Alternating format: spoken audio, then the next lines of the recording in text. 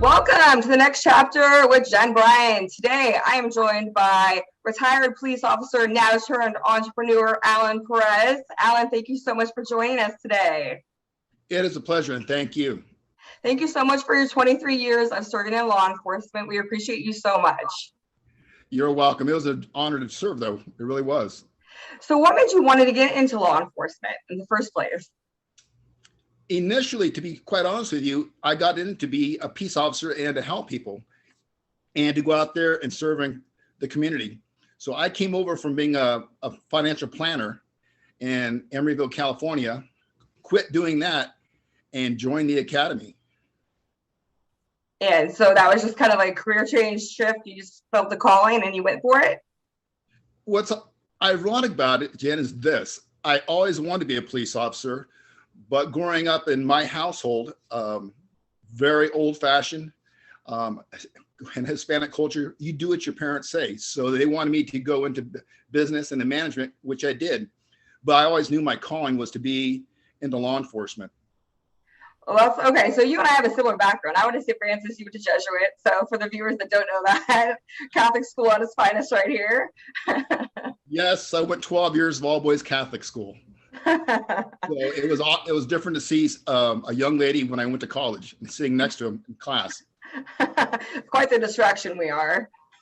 It blew my mind. So now that you retired a few years ago and you started Blue Line Security and Consulting, and you're also certified to teach ALIVE, which is active shooter survival training. Can you tell the viewers what that entails and how you got into that field after retirement? So when I was in law enforcement, we did active shooter training for law enforcement. And then when I retired, I saw that there was actually a need for the private sector and citizens to be trained on what to do in case there was a critical incident and or an active shooter. And we see that more happening in today's environment. Actually, weekly, we see it now. So ALIVE is an acronym, and it stands for Assess, Leave, Impede, Violence, and Expose. And when I went into the private sector, I said, you know, Alan, there is a need for this, but not only that, the other ways that we've been taught through Department of Justice, which is just run, hide, fight, isn't enough. So when I started looking for a program, I went through the whole nation and I looked at something that would fit, I think, actually based on my law enforcement experience, and say, what is the best thing for citizens to know in businesses, in schools, and something that we could teach them so they could survive. But also to go along with that, the ALIVE program just doesn't do that. It also teaches what are the indicators that we're looking for when we're looking for an active shooter. So we go after all that and teach human resources what they should be looking for. Okay, so as someone that has spent many years in the classroom, such as myself as a teacher, I mean, I personally have had to go through several trainings with the students over the years and like to prepare for an active shooter and, you know, the evolution of education. Like I didn't get into education to be prepared to go take on an active shooter. So how do you help people that never wanted to have that active role if that was happening in the classroom? Perfect question. And I think as an educator, you didn't get into education to do that. But in today's environment, it's totally different than when you first started and when I first started. So I'm going out there to say, if you were in the classroom and you see one of your students or one of your classmates or one of the other teachers that are having indicators like this, reach out. If it's not you, reach out to somebody else, an administrator, human resources, a counselor, to say, I have concerns about this. So it protects you. And not only that, it stops from having the possible active shooter situation that we're seeing today. A prime example is the Columbine. Columbine was prepared for over a year. There's indicators. A lot of the teachers knew about it because it was on social media and they heard about it through their friends, but nobody took advantage of these indicators to prevent it. So as an educator such as yourself, I'm going and saying, I understand that this is not something that you want to do, but in today's day and age, it's a necessity because it's not a matter of if, it's a matter of when. And everybody should be able to be ready for this and protect these kids that are in our schools. So with like now about 50% of teachers are considering leaving the profession after this school year alone. Like I just wrote this article on it and like myself included in this. I mean, after all these years in education, the evolution and the jobs that we're asked to do as a teacher, how do you like, as a former police officer and now training in this, how do you help people that never signed up for that job and like to overcome that fear of going to work every day and this could be a potential? And I understand where you're coming from. So what I do is I say, I understand you as an educator and as a teacher that this is a fear of yours, but with this teaching, in addition, it protects you, it gets you ready so you know what you have to do inside the classroom, inside the lunchroom, inside the cafeteria, wherever you're at. So it's something that I don't want people to go to their job to be fearful of. I want them to be prepared and have this as in their toolbox of knowledge, what should happen. And I think that's what is happening. If you just use some of the old traits and practices of like run, hide, fight, that's not enough. So why not give you the training of what you should look for ahead of time so you don't have to be fearful every day? And if you're not fearful, the students aren't fearful. So this is a more proactive approach to being able to get everyone to look for those indicators and educate so we're not having those situations arise so often, if I'm understanding correctly. Absolutely. Because what I want to emphasize is a lot of the times when you're looking at like run, hide, fight, or some of the other practices, it's put on the method. And that's fine to have the method. And I get that, I understand that coming from law enforcement. But with Alive, we're also giving you the mindset of you will survive.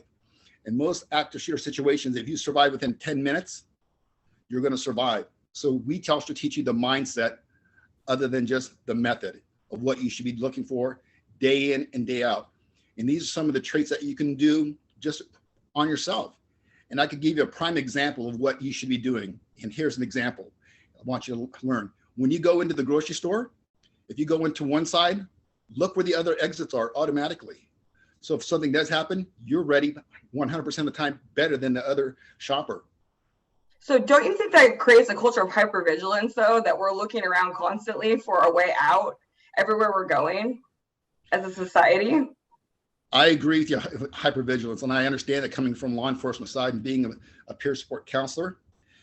What we try to do, though, is you're always going to have that kind of hypervigilance where it goes up and then you want to come down and you want to hit that medium.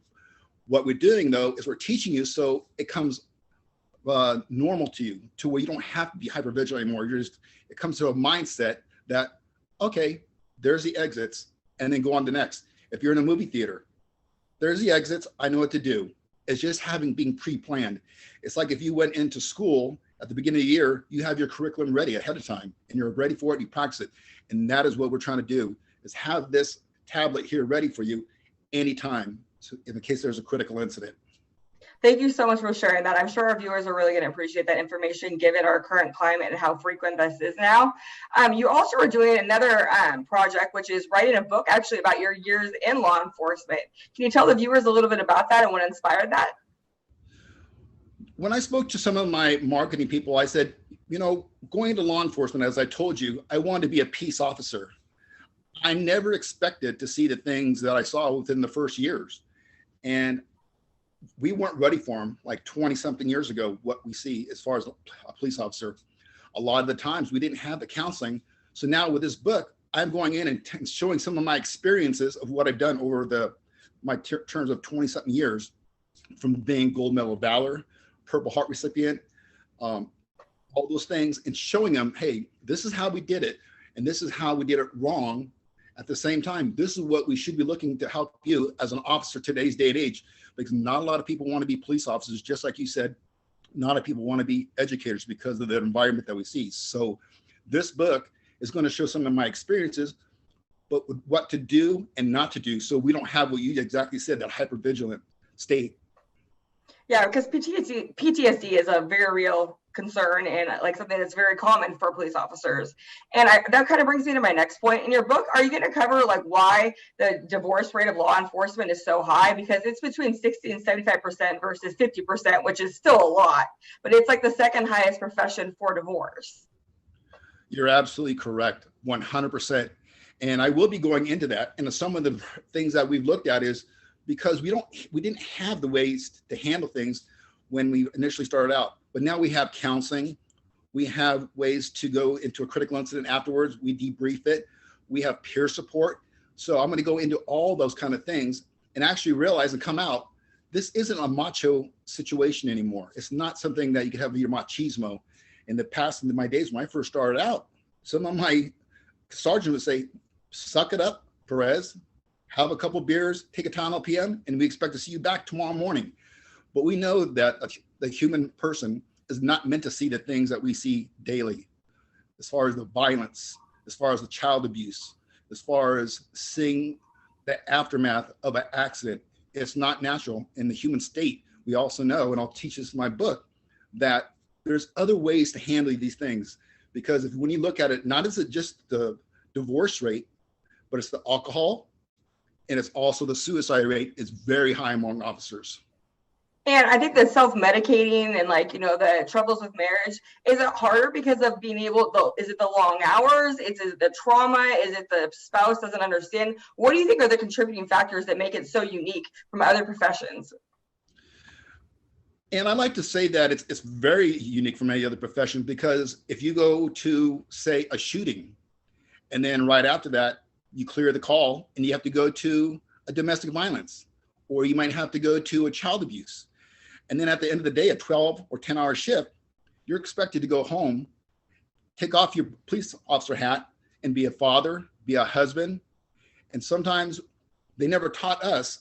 And then in my book, I will actually help people saying, this is how you have to decompress. So you don't have that hypervigilant state anymore. Go in and tell your spouse, your loved one, or if you're by yourself, go and take that time away, 20 minutes, and say, I need to decompress. I've had a hard day, because not a lot of spouses or loved ones wants to hear about what we've seen day in and day out. And we don't want to share that kind of stuff. So we need to let it out. And if that means going to talking to somebody else, and to realize that it's okay. That as a human being, we've got to release that somehow, so we don't have the PTSD, the divorce, self-medication, and or suicide. Exactly. And is there a mentoring program that goes along with being a police officer, or when you get into law enforcement? Do they, is this something that's now addressed when you come out of the academy? It's funny that you said that, because I just recently went through a new program for people that are retired from law enforcement called Reboot. And what it basically is, it teaches you how to deal with these things that you're going to be seeing.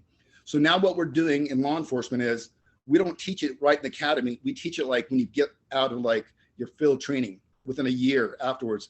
So you are going through these things and seeing it, but you're also learning how to handle it the appropriate ways. So the training program we have is not just peer support, but actually somebody, an officer that's there, or a mentor, to say, it's quite all right to feel what you're feeling, and to say this stuff. It's okay to release these feelings and to talk about it. Because a lot of police officers don't want to talk about it because they think that they're tough men. But like anybody else, a man or a woman, we're human beings, just like anybody else. Absolutely. I mean, I came from a family in law enforcement as well, and, military family, and, emotional side weakness, suck it up. So, as a girl growing up with that mentality, it's challenging, like when you don't want people to know you're in pain or suffering. And I think that's one of the contributing factors to PTSD, the shame and the guilt around getting help. And when you are overwhelmed, and I think there was a stigma for many years that if you did report you were having mental health concerns, you would be taken off the job. Has that changed? It has changed, because like I told you in the past, they'd probably give you a few days off by yourself, but then your other coworkers were like, oh, Alan's going through these things. We don't want him on the call for service with us. Whereas today's day and age, and where we got now in police work, it's accepted. We have chaplains, we have peer support, we have counselors that says it's okay to go through these things and it's acceptable. Back in the day, we didn't have that. So I am proud to say that we are putting these together because of the problems that we see with law enforcement, and as far as the PTSD and the things that we spoke about. And I think it's a necessity. And I think it's okay to say, I'm having troubles, I'm having problems. And at the same time, I can still work, but I need somebody to talk to. And I'm happy that we're putting these new programs into effect in law enforcement.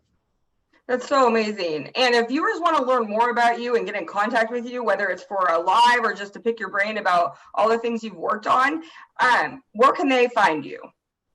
Well, you can find me on my website, which is the name of my company, Blue Line Security and Consulting.com. Or if you needed to reach me as far as talking about this and getting some ideas of what you want to do for a live, you could actually go on the website and get on a live, which is the acronym. And if it's in this area, they'll dedicate you to come to me to see me since I'm a certified instructor. Or you can call and at my website or my phone number, and I'd be willing to help out with that, because I think it's a necessity for active shooter situations today to go through this training, and it's a requirement per law by OSHA now. Wow, thank you so much for joining us today, Alan. I really appreciate it. I know our viewers are going to learn so much from this interview and everything you have to offer.